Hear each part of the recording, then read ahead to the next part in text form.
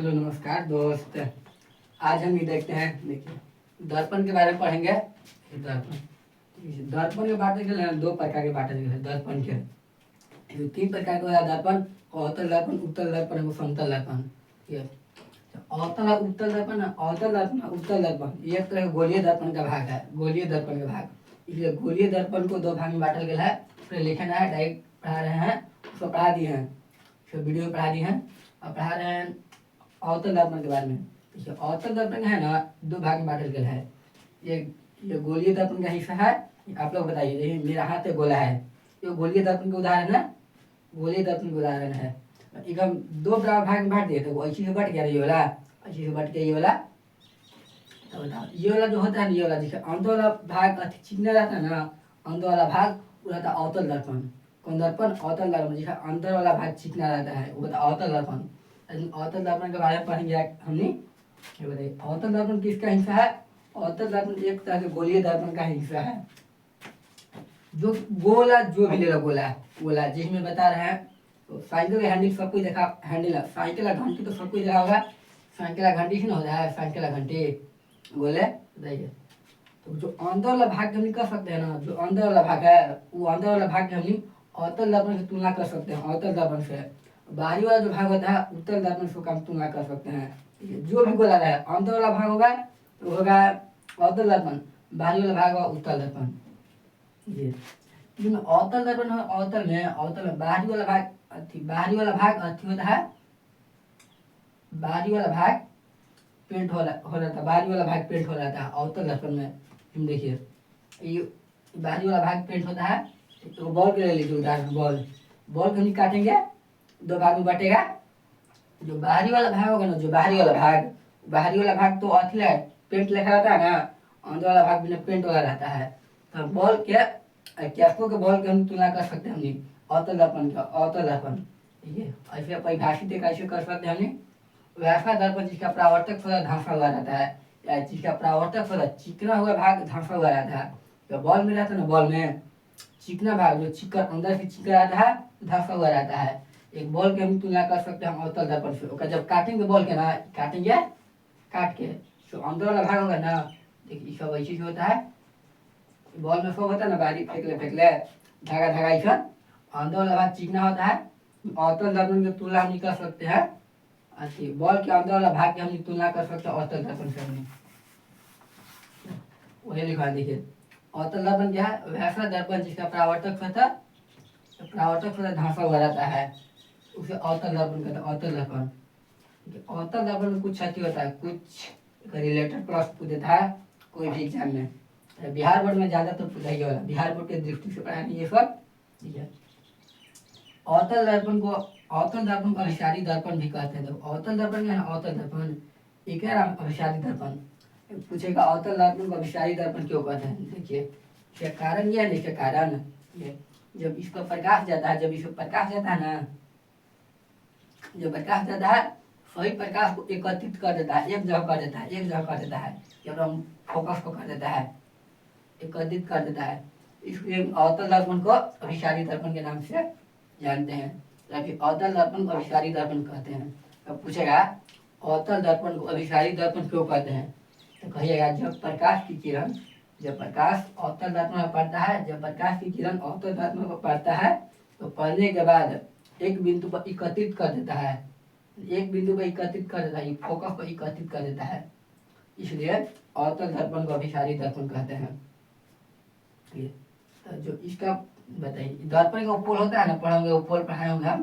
दर्पण का पोल होता है तो मैथ में आप लोग शायद ग्राफ पढ़ेंगे, क्लास 10th में मैथ में ग्राफ को पढ़ना। देखिए ग्राफ में ऐसे है ना, देखिए बताइए, देखो ये मूल बिंदु के इस साइड सब पॉजिटिव होता है, पॉजिटिव, मूल बिंदु के इस साइड सब निगेटिव होता है। देखिए पोल के हमारे मूल बिंदु भी जितना इस साइड है निगेटिव है, मूल बिंदु भी जितना इस साइड है तो पॉजिटिव है। इसका फोकस दूरी खोजिएगा, फोकस दूरी निगेटिव ना ऋणात्मक जो है, इसका फोकस दूरी ऋणात्मक होता है, इसका फोकस दूरी ऋणात्मक होता है। फिर देखिए इसका प्रतिबिंब बनता है, इसका प्रतिबिंब बनता है वस्तु के साइज से बड़ा बनता है। जो भी वस्तु है ना ओकरा साइज से बड़ा बनता है प्रतिबिंब। प्रतिबिंब का मतलब इमेज, इमेज बनता है तो वस्तु के साइज से बड़ा बनता है, इसलिए इसका हम बड़ी चीज में उपयोग में करते हैं। एक नंबर पूछता है किस दर्पण में प्रतिबिंब वस्तु से बड़ा बनता है, हो जाएगा अवतल दर्पण। ये अवतल दर्पण, ये वाला अवतल दर्पण में प्रतिबिंब वस्तु से बड़ा बनता है। अब हम जानेंगे अवतल दर्पण के उपयोग के बारे में जानेंगे। इतना हो गया, इतना आप लोग लिख लीजिए। हम अवतल दर्पण के उपयोग के बारे में जानते हैं। देखिए अवतल दर्पण के बारे में बता देना। अवतल दर्पण के बारे में देखिए, अवतल दर्पण की पूछ देता है। अवतल दर्पण का उपयोग लिखे, यूज ऑफ कॉन्केव मिरर। अवतल दर्पण का उपयोग हमने कोची कोची में कहा था। अवतल दर्पण का उपयोग, अवतल दर्पण के बारे में उसका पहले बता दिए थे। अब अवतल दर्पण का उपयोग पूछ देता है। देखिए अवतल दर्पण का हमने प्रयोग करा ना, अवतल दर्पण का हजामती दर्पण के रूप में। हजामती, जहाँ आप लोग अति बनाते जाते होंगे, बाल से बनवाते जाते होंगे, तो वही अवतल दर्पण का उपयोग करते हैं। तो अवतल दर्पण का है ना, अवतल दर्पण में बड़ा प्रतिबिंब बनता है। अवतल दर्पण में हमेशा जब भी बनता है तो बड़ा प्रतिबिंब बनता है ना। कोई जाके देखिएगा ना, अवतल दर्पण मूछ पूरा वैसे उभार उभार के दम देखित रहेगा। सब कोई अपना दम मूछ देगा, डाढ़ी देगा, इसका पकड़ है कितना करिए है, सब उभार उभार एकदम एक से एक नोच नोच के देखित रहता है। जब जो पकड़ आता है सब काहित रहता है, सब क्या है उगल में बड़ा बड़ा प्रतिबिंब दिखाई देता है। वही जाके एकदम पूरा सब निघारित रहेगा, एकदम मुँह नाक सब।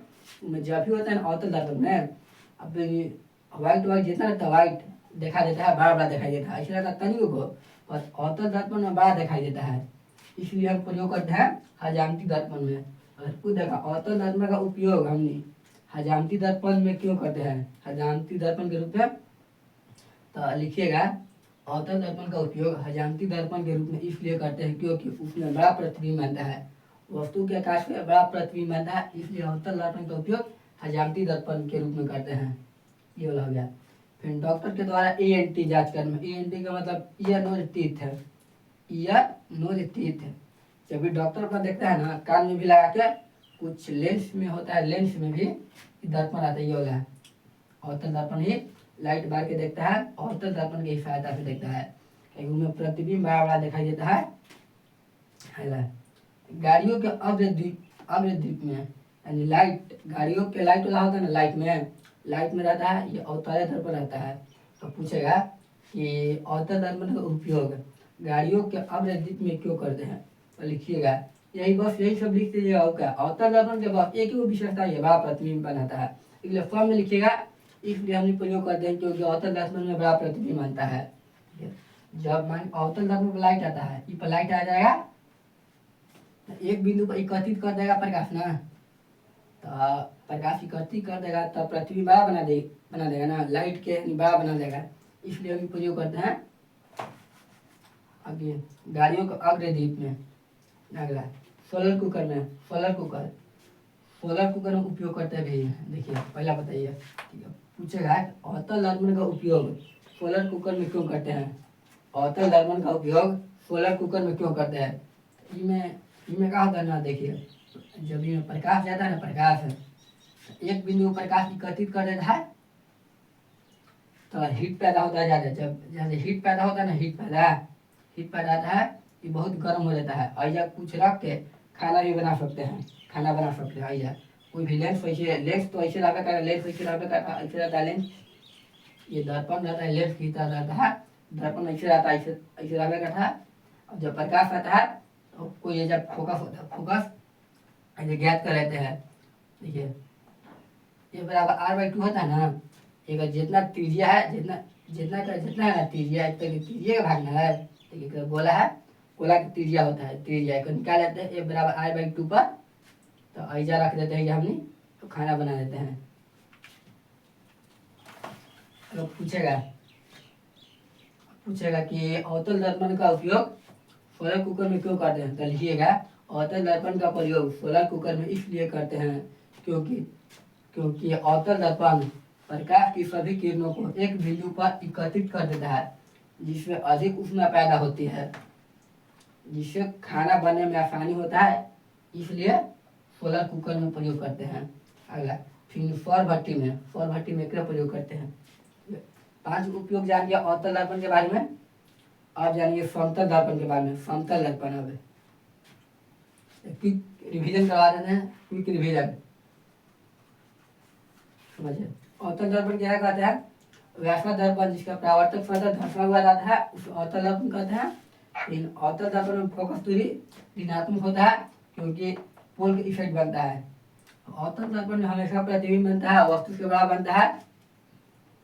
अवतल दर्पण का उपयोग पूछे, अवतल दर्पण का उपयोग हजामती दर्पण में डॉक्टर के द्वारा ENT जांच करने में, गाड़ियों के अग्रदीप में, सोलर कुकर में, सौर भट्टी में। बस इतने अवतल दर्पण के बारे में पूछता है। अवतल दर्पण से रिलेटेड पूछ देता है, न्यूमेरिकल पूछ देता है। इतना जान है अवतल दर्पण के बारे में। फिर उत्तल दर्पण के बारे में जानते हैं, इतना लिख लीजिए।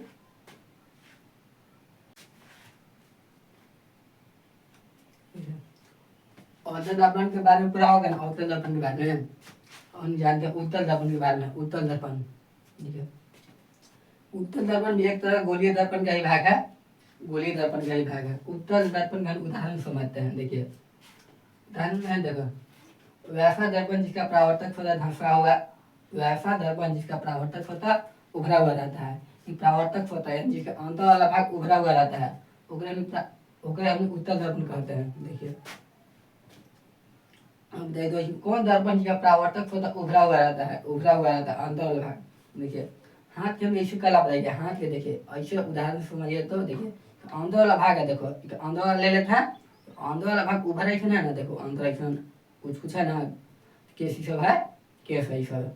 तो अंदर वाला भाग उभरा हुआ रहता है और बाहरी भाग चिकना रहता है, तो वही होता है उत्तल दर्पण। वैसा दर्पण जिसका परावर्तक सतह उभरा हुआ रहता है उसे उत्तल दर्पण कहते हैं। उत्तल दर्पण, उत्तल दर्पण में प्रतिबिंब बनता है ना, वस्तु से छोटा बनता है, वस्तु से छोटा बनता है। ऐसे बड़ी बड़ी चीज है, यह उदाहरण है। आप लोग आसपास के पास, आप लोग के आसपास भी हो सकता है उत्तल दर्पण का उदाहरण। देखिए चम्मच तो सबको देखोगे, चम्मच देखोगे, लोटा देखोगे, थरिया देखोगे। सब बाहरी भाग है ना, सब बाहरी भाग देखिए, उसका बाहरी भाग चिकना रहता है, बाहरी भाग चिकना ऐसे रहता है। बाहरी भाग में देखिए छोटा प्रतिबिंब बनाता है ना, छोटा प्रतिबिंब, छोटा प्रतिबिंब बनाता है बाहरी भाग में। एक मिनट, इसका नाम क्या है?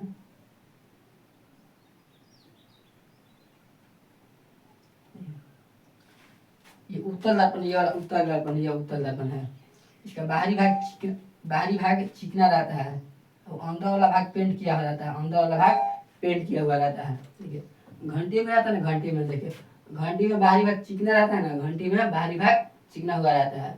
वो चिकने हुआ भाग रहता है ना घंटी के, वो क्रोमियम का लेप चढ़ा हुआ रहता है, इसलिए चिकना रहता है, क्रोमियम का लेप। देखिए घंटी पर ताकने में छोटा प्रतिबिंब दिखाई देता है ना, छोटा प्रतिबिंब दिखाई देता है घंटी पर ताकने से। चमचे ले लीजिए, चम्मच, चम्मच में देखिए बाहरी से देखिएगा ना, चम्मच ऐसे होता है ना, चम्मच ऐसे बाहरी से देखिएगा चिकन रहता है ना, चिकन अंदर बाहरी दोनों चिकन रहता है। और बाहरी वाला देखिएगा, बाहरी वाला ये में बताया है ना, देखिए बाहरी भाग चिकना रहता है, अंदर वाला भाग पेंट किया हुआ रहता है। तो बाहरी भाग चिकना है तो उत्तल दर्पण है। उत्तल दर्पण से हम आते रिलेट कर सकते हैं। एक चम्मच के, चम्मच ऐसे रहता है, बाहरी वाला भाग हम उत्तल दर्पण रिलेट कर सकते हैं। देखिए पढ़िए, वैसा दर्पण जिसका परावर्तक सतह उभरा हुआ रहता है, यानी अंदर वाला उभरा हुआ रहता है, यानी अंदर वाला पेंट किया रहता है। ठीक है, उत्तल दर्पण का फोकस दूरी हमेशा धनात्मक होता है, धनात्मक यानी पॉजिटिव होता है। देखिए पढ़े होंगे, ये देखिए पोल है, पोल, पोल के इस साइड प्रकाश में दिया जाता है ना, इधर से दिया जाता है, इधर से जाता है प्रकाश, प्रकाश देता है ना, ये तो चारों ओर फैला देता है, चारों ओर फैला देता है। तो क्या पोल इस साइड में प्रकाश इस साइड से है, या फोकस दूरी जब भी बनेगा तो इस साइड ना, फोकस के इस साइड बनता है, इसलिए इसका फोकस दूरी धनात्मक होता है। इनमें जब भी प्रतिबिंब बनता है तो वस्तु से छोटा बनता है, इनमें वस्तु से छोटा बनता है। तो अभिसारी दर्पण भी कर, अपसारी दर्पण के नाम से जानते हैं इसे। कौन दर्पण के नाम से जानते हैं? अपसारी दर्पण। उत्तर दर्पण को अपसारी दर्पण के नाम से जानते हैं। अपसारी दर्पण के नाम से क्यों जानते हैं? जब उत्तर दर्पण पर प्रकाश पड़ता है ना, चारों बगल छितरा देता है, यानी चारों बगल फैला देता है, इसलिए उत्तर दर्पण को अपसारी दर्पण के नाम से जानते हैं। ठीक है, कितना हो गया इतना? अब इसका उत्तर दर्पण का उपयोग जानते हैं, इतना लिख लीजिए, उत्तर दर्पण का उपयोग।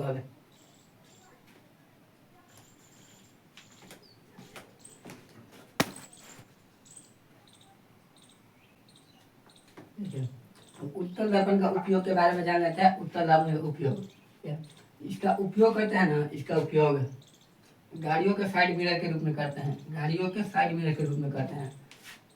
ये उत्तल दर्पण क्या करता है ना, बड़ा से बड़ा चीज को तो छोटा चीज में दिखा देता है। जितना बड़ा वस्तु रहेगा ना उतना का छोटा में दिखाई देगा। बोला एगो बड़ा ट्रक के इतनी वो शीशा में दिखाई देगा, पूरा ट्रक के इतनी वो शीशा में। सुना देखा है कि गाड़ी वाला भाग में गाड़ी का शीशा रहता है, शीशा बोला जाता है उत्तल दर्पण में आता है। उत्तल दर्पण का ही उपयोग किया जाता है गाड़ियों के साइड मिरर में। अगला उपयोग गलियों में स्ट्रीट लाइट के रूप में। जो गली में लाइट होता है ना, गली में लाइट वाला प्रकाश को चारों ओर फैला देता है। वाला गली वाला लाइट होता है तो प्रकाश को चारों ओर फैला देता है, इसलिए उपयोग होता है स्ट्रीट लाइट में। उत्तर दर्पण का ना थे दृष्टि विस्तार अधिक होता है। दृष्टि विस्तार का मतलब बड़ा एरिया को छोटा एरिया में दिखाई देता है। इतना हो गया उत्तर दर्पण का उपयोग हो गया। फिर अगला पढ़ेंगे ना, अगला अवतल दर्पण द्वारा बने प्रतिबिंब में सब दिखाएंगे उनमें इमेज के अनुसार सब बनाएंगे, इसको ड्रॉ करेंगे। कैसे कैसे होता है वही पूछ देता है, 2 नंबर पे पूछ देता है बोर्ड में। तब तक के लिए इतने।